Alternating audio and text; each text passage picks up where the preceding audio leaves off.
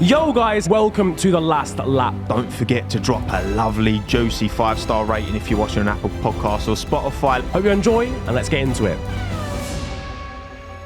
Young Andretti X Cadillac. Cadillac. You brought up Cadillac. Literally. Yeah. Was it last week or was it the week before? It was last week. It was last week. I was talking about You got Escalades. inside information, man. Oh, yeah, I know people But from Sky Escalade. Sports now. His contacts he's got. Yeah, man. The little secrets you have round by the water cooler. Like, Me and Mario, we're all like, there. we're like that. Cadillac called you up and we're like, just test the waters, mate. I'm not being funny, right? Cadillac's name was mentioned in rumours, hence why I brought it up. But the idea of a brand like Cadillac being associated with F1 is quite left field, isn't it? Yeah. It's like, what's weird for me with Cadillac, it's back in like the 1950s and 60s is where everyone kind of wanted that Cadillac car because it's the first time where like big car manufacturer like that were producing really nice fancy cars. But it's almost transitioned to the point where obviously it's one of the biggest car brands in America. It's kind of almost going into this Ford kind of manufacturing process where they're very big, very powerful cars, but not desirable or sexy, and I don't want to offend people who have them or anything like that. But that's kind of like offend all the Cadillac. Well, it's a bit like Cadillacers. it's a bit like for us saying like Uber, like the best car for them is like a Toyota Prius. Toyota Prius is not the best car brand out there, but that's kind of the staple for it, and that's kind of where Cadillac has gone into.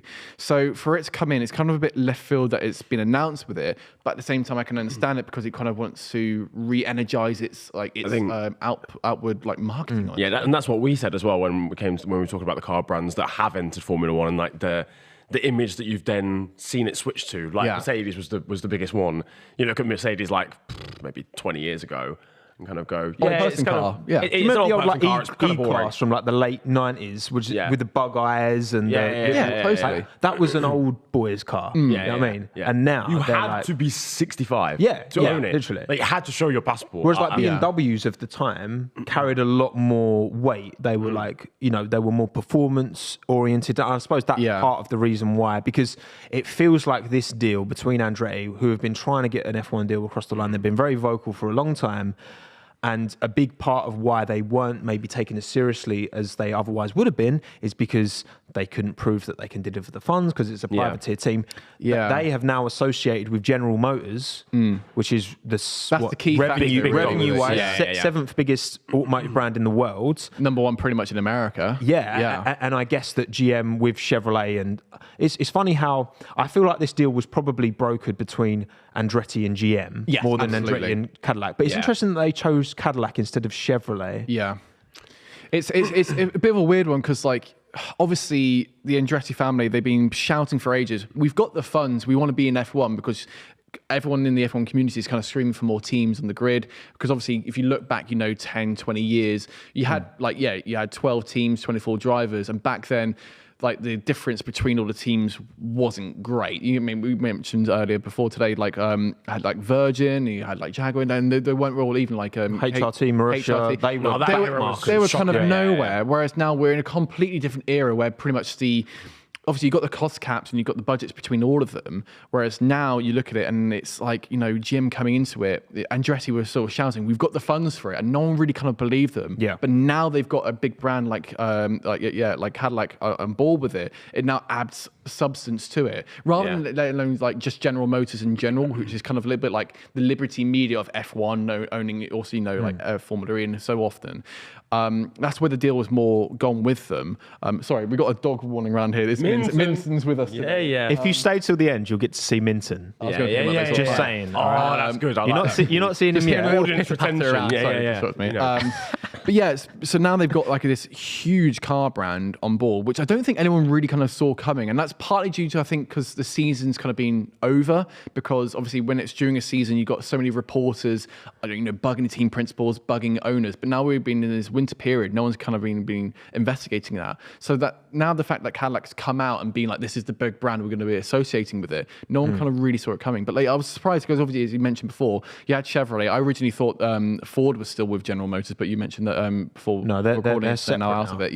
That's the one thing I was maybe a bit surprised about, that they chose of GM don't have that many brands anymore. They sold off Opel, they sold off Vauxhall, Buicks are basically just rebadged Opel now. Like it's Chevrolet and Cadillac. I guess I guess feel like maybe from a Chevrolet's got more. perspective, as Chevrolet does have more like prestige in racing, but I guess they were kind of like, well, because Chevrolet's still in Indy, right?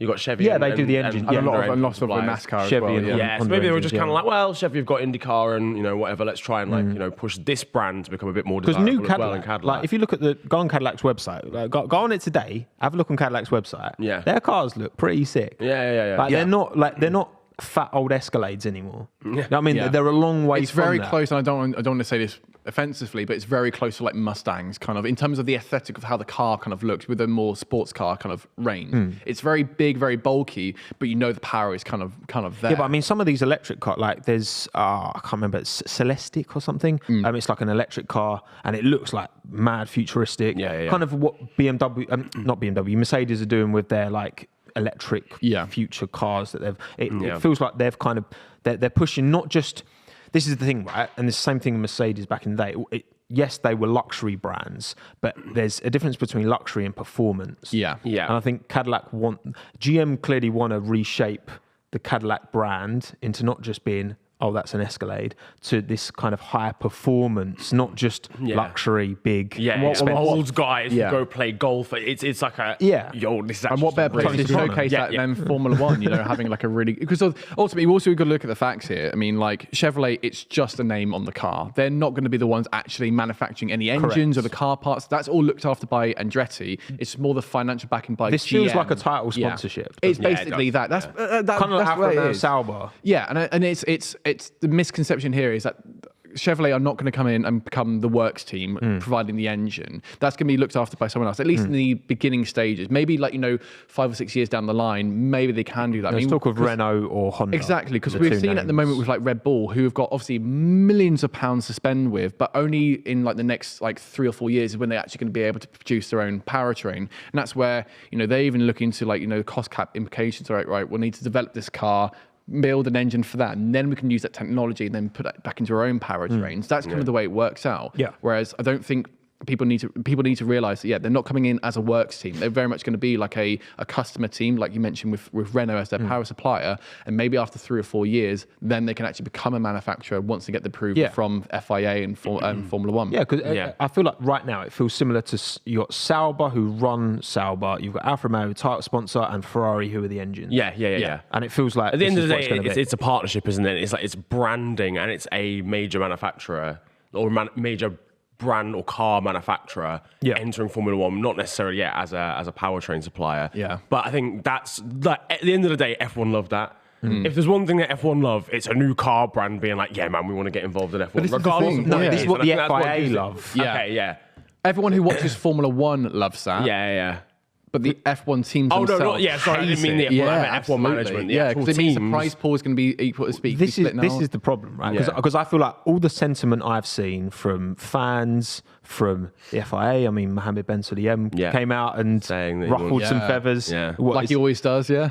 Well, the quote from him, it is surprising that there have been some adverse reactions to the Cadillac Andretti news. And we know where those adverse reactions are coming from. They're coming from the teams, exactly, F1 internally. But do we think, as a team coming in to take the grid from 10 to 11, potentially 12, the thing is not everyone can come in. I think there's a lot of interest. There's talk of Honda, there's talk of Porsche, talk of Hyundai.